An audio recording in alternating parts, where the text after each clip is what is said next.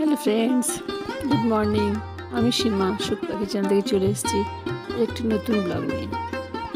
ঘুম ঘুম চোখে আমি উঠে পড়েছি, টিফিন বানিয়েছি, বানিয়ে আবার হাজব্যান্ডকে অফিসে যাওয়ার জন্য বাস স্ট্যান্ডে ছেড়ে এলাম, যেখানে অফিসের বাস এসে দাঁড়ায়।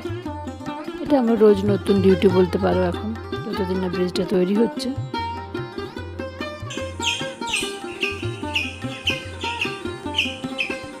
ওখান থেকে এসে আমি কিছুক্ষণ আমাদের কলোনির মধ্যে বেশ শান্তি পাই, অনেকটা কাজ করার পর রেস্ট পাই। তাই আমি গাছের নিচে চুপচাপ বসে থাকি। আর দেখো কি সুখে না পা দোলাচ্ছে বসে বসে, যেন কোনো কাজকর্ম নেই, পুরো সব কাজকর্ম পড়ে আছে।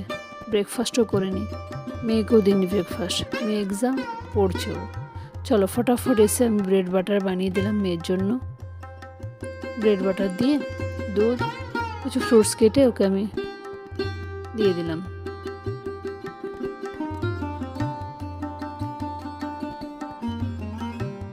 ব্যাস, ওর ব্রেকফাস্ট সাজাচ্ছি আমি এখন।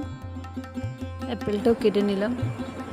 আচ্ছা, তোমরা কি এই কাটার ইউজ করো? এই কাটার ইউজ করতে কিন্তু খুব ইজি হয় অ্যাপেল কাট করা। অ্যাপেল কাট করা হয়ে গেছে।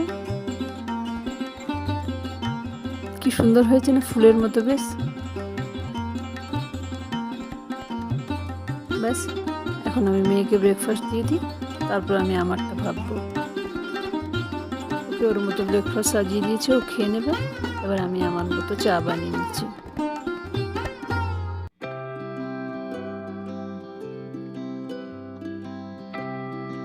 এবার একটু আমি নিজের মনে একা একা বসে চাটা খেয়ে নিই।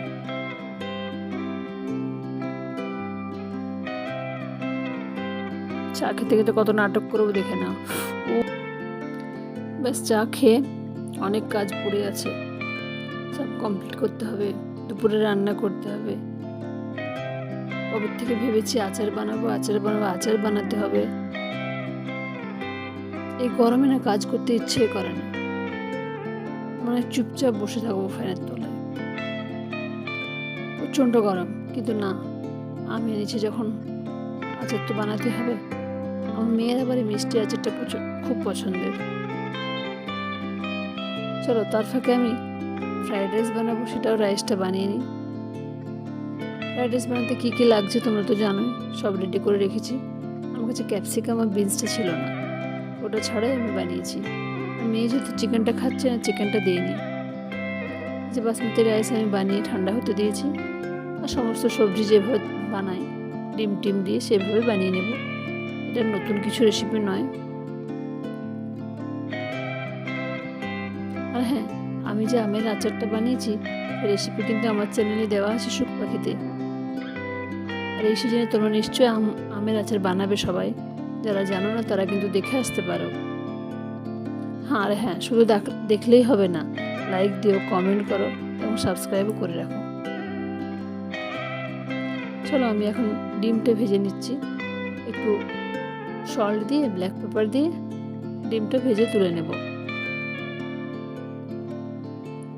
ডিম ভাজা হয়ে গেলে আদা, রসুন, পেঁয়াজ, সমস্ত রকম সব সবজি দিয়ে আমি আমার মতো স্টাইলে সয়া সস দিয়ে, ডিম দিয়ে, ফ্রাইড রাইস মশলা দিয়ে আমি ফ্রাইড রাইসটা বানিয়ে নিচ্ছি।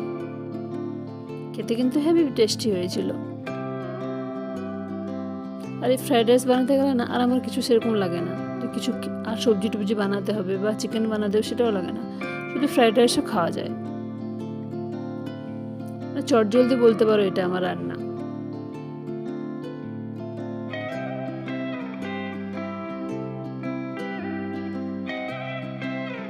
সব সবজিগুলো ভেজে নেবো, পেঁয়াজ, ক্যারট সব ভেজে নেবো, রাইস ছেড়ে দেবো। ব্যাস, মোটামুটি আমার ফ্রাইড রাইস কমপ্লিট হয়ে যাবে। তোমাদের বাড়িতে সবজি যেটা থাকবে সেটাই দিতে পারো, আমার বাড়িতে ছিল না তাই আমি এগুলোই দিয়েছি। হ্যাঁ, রাইসটা কিন্তু ঝুরঝুরে করতে হবে, সয়া সস দেবে, ভালো লাগবে বেশ। চিকেনও দিতে পারো তোমরা, চিকেনটা ছিল না, আমিও খাই না চিকেনটা, তার জন্য ওকে এগ দিয়ে বানিয়ে দিয়েছি। আর হ্যাঁ, স্প্রিং অনিয়ন দেবে আর ব্ল্যাক পেপার দেবে। এভাবে একদম ঝুরঝুরে করে বানাবে আর তোমরা চিলি চিকেনের সাথে খেতে পারো, হ্যাপি লাগবে। বাড়িতে গেস্ট এলে টিফিনে বানিয়ে দিতে হলে বানিয়ে দেখবে তোমাদেরও ভালো লাগবে। চলো, বিকেল তো হয়ে গেছে, প্রচুর বাসন আছে জানো তো, কাজ আর শেষ হয় না। সব বাসনগুলো কমপ্লিট করে ধুলাম, স্নান করলাম। রাতে রান্না করবো ভেবেইছিলাম, তখন ফোন এলো যে রাতে বার্থডে পার্টি আছে। এবার আমগুলো তো তখন কেটেছিলাম, ওগুলো ধুয়ে আমি নুন হলুদ মাখিয়ে রোদে দিয়েছিলাম। তারপর আমি আমের আচারটা বানালাম, আর এই আচারের ভিডিওটা আমি ছাড়লাম। ব্যাস, আমের মিষ্টি আচার, আম গুড় যেটাই বলো না কেন, আমার কিন্তু বানানো কমপ্লিট। যেহেতু রাত্রে বার্থডে আছে, বার্থডের জন্য গিফট আনতে যেতে হবে, হাজব্যান্ডকে অফিস থেকে আনতে যেতে হবে, সব কাজ নিয়ে আমি বেরিয়ে পড়লাম রেডি হয়ে। ব্যাস, মার্কেটে পৌঁছে গেছি, গিফট নেওয়া হয়ে গেছে। আসার সময় দেখি আমার গাড়ির হেডলাইটটা খারাপ হয়ে গেছে। আবার সেখানে হেডলাইট চেঞ্জ করার জন্য, ঠিক করার জন্য কিছুক্ষণ দাঁড়ালাম। ব্যাস, কাজটা কমপ্লিট হয়ে গেল। এবার আমি, যেহেতু আন্টির বার্থডে, আমি সুইট ডিশটা খুব ভালোই বানাই, অনেকে বলে, তো আমি কি করলাম, ক্ষীর কিছুটা বানিয়ে নিলাম। খুব বেশি বার্থডেতে কেউ আসবে না, 4-5টা ফ্যামিলি এলেই হয়ে যাবে ব্যাস। তো আমি একটা পুরো বড় প্যাকেটের স্যামুই বানিয়ে নিলাম। আর ক্ষীরটা কিন্তু হেভি টেস্টি হয়েছে। আর এই মিল্ক পাউডার যে অ্যাড করেছি, মিল্ক পাউডার অ্যাড করলে সত্যি ক্ষীর ভালো হয়।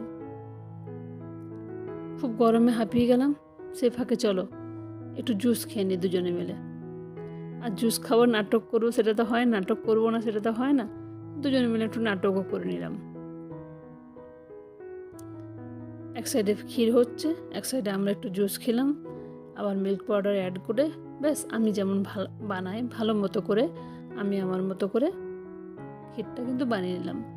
আর হ্যাঁ, এখনও পর্যন্ত আমি ক্ষীর বানিয়েছি আর সেটা ভালো হয়নি, এটা কোনোদিনও হয়নি। সবার মুখে শুনেছি ক্ষীরটা নাকি আমি ভালোই বানাই।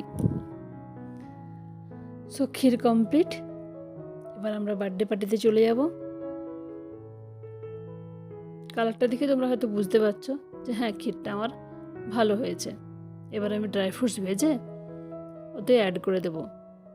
আমি ঘি দিইনি, ড্রাই ফ্রুটস বাটার দিয়েছি। বাটার দিয়ে আমি কাজু কিশমিশগুলো ভেজে নিলাম। ব্যাস, এবার একটু হালকা ক্রাশ করে ক্ষীরে মিশিয়ে দেব। আর হ্যাঁ, বাটারটাও কিন্তু দিয়ে দেব।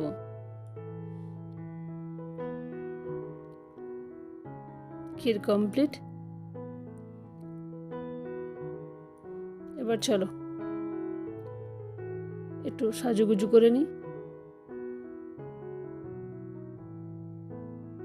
আমার নেবার তার মায়ের বার্থডে, খুব একটা সাজুগুজুর প্রয়োজন নেই, তাই একটু সাজুগুজু করে এই যে বার্থডেতে চলে এসেছি। দেখো, এসেই দেখি ফ্লাওয়ার পট গোল গোল গোল গোল ঘুরে যাচ্ছে। আর আমি ক্যামেরা বন্দি করবো না তা তো হয় না, আমি ক্যামেরা বন্দি করে নিলাম। কি সুন্দর লাগছে না দেখতে।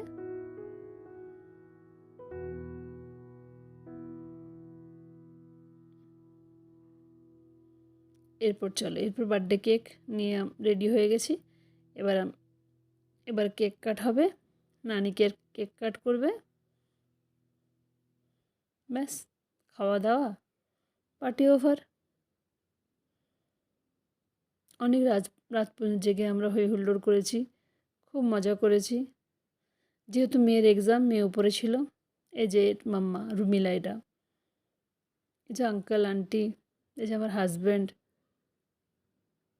আন্টির 2 জামাই। চলো এবার একটু মিষ্টি মুখ করে নাও, বাই।